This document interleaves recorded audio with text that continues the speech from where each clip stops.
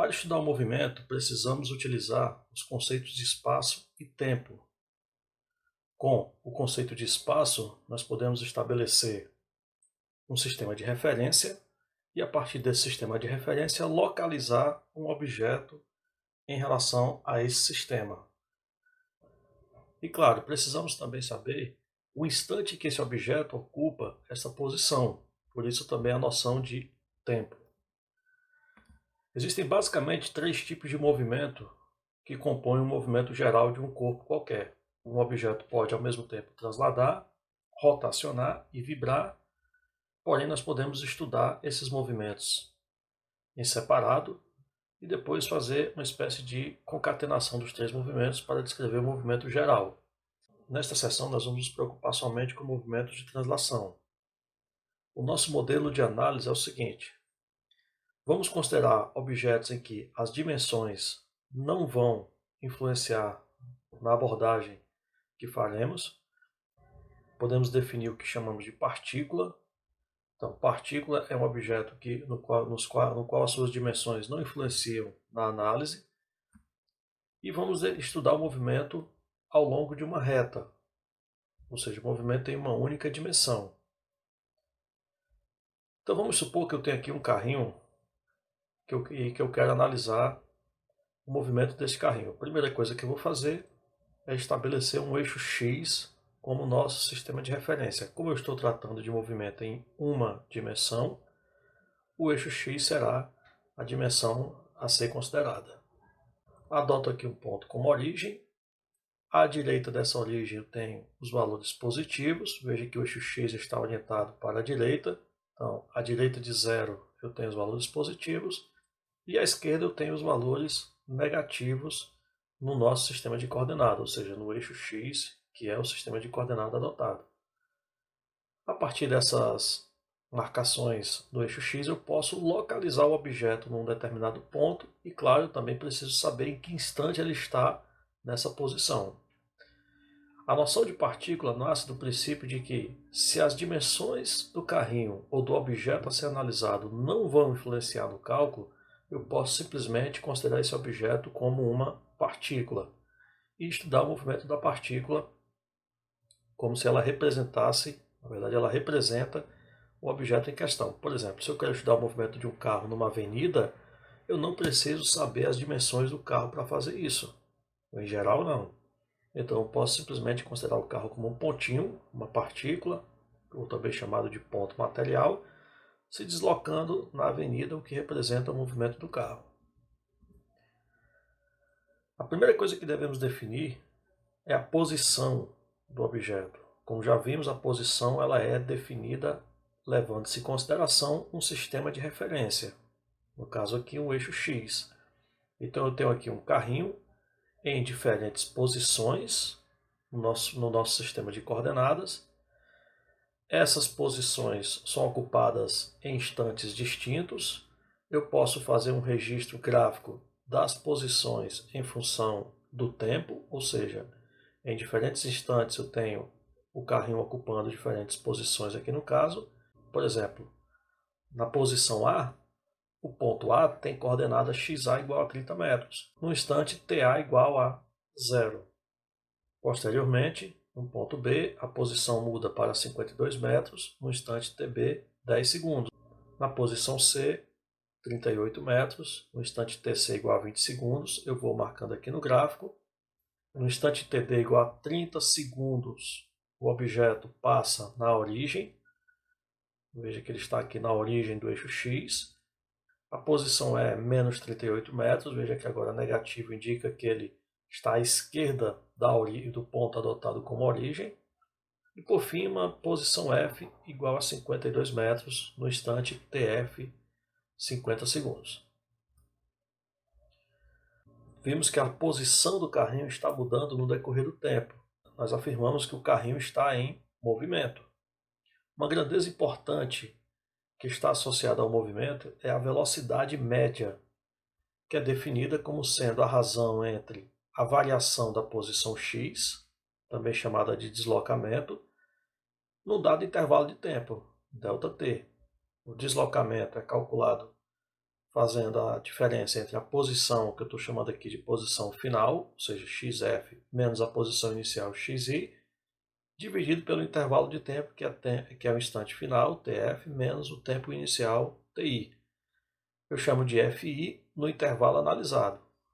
Por exemplo, se eu quero estudar o deslocamento de A para B, delta x a B é igual a posição final, que é a posição dele em B, xb menos xa, que é 52 menos 30. São as coordenadas vistas no slide anterior e que estão aqui colocadas nesse quadrinho.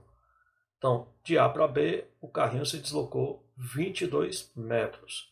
No intervalo de tempo ΔT AB igual a TB menos TA, 10 menos 0 em 10 segundos.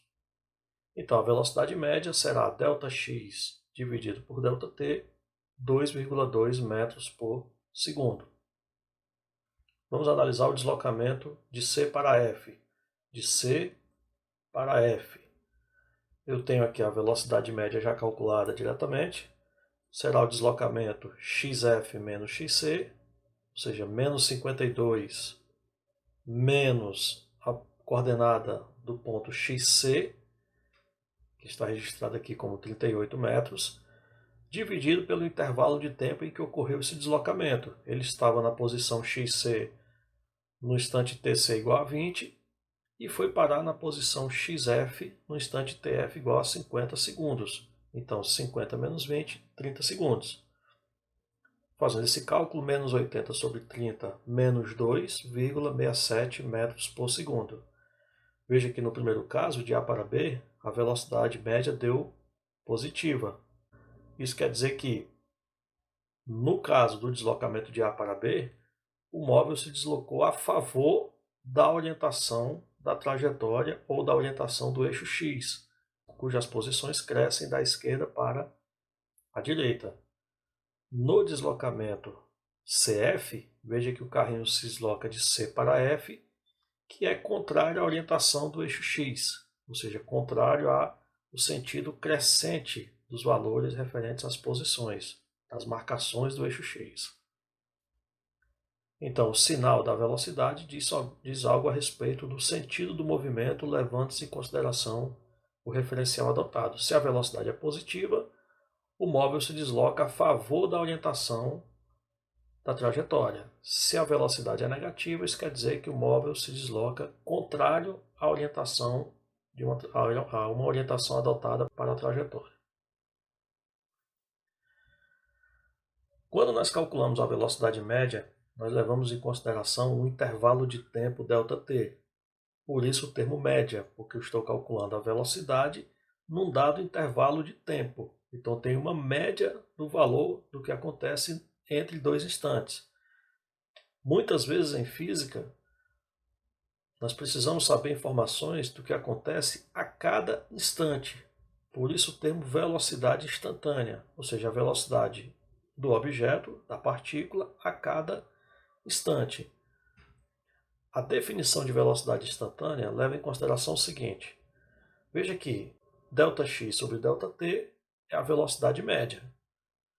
Para ser instantâneo, na verdade eu tenho que considerar ΔT igual a zero, porque ΔT é o intervalo de tempo. O instante, teoricamente, seria aquela situação em que ΔT é zero.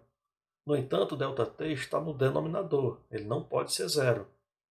Para isso eu vou ter que trazer o conceito de limite lá do cálculo para cá, para poder definir a velocidade instantânea. Ou seja, eu não posso fazer ΔT ser igual a zero, mas eu posso fazer ΔT se aproximar o máximo possível do valor zero. Limite de ΔX sobre ΔT, quando o ΔT tende a zero, deixa de ser o valor médio, ou seja, o valor num dado intervalo de tempo, e passa a ser um valor num determinado instante t. Então, a velocidade é definida como limite de ΔX sobre ΔT, que é a velocidade média, quando ΔT vai para zero.